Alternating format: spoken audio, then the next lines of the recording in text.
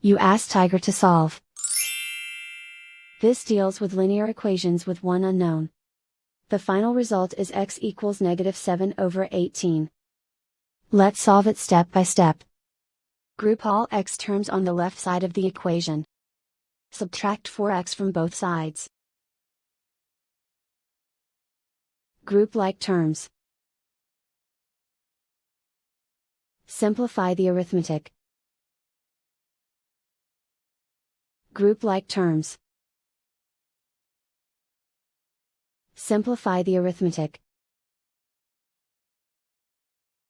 Group all constants on the right side of the equation. Subtract 1/2 from both sides. Combine the fractions. Combine the numerators. Reduce the zero numerator. Simplify the arithmetic. Find the lowest common denominator.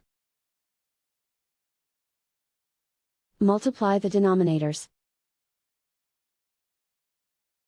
Multiply the numerators. Combine the fractions.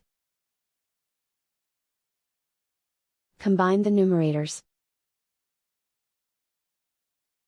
Isolate the x. Divide both sides by -3. Cancel out the negatives. Simplify the fraction. Simplify the arithmetic.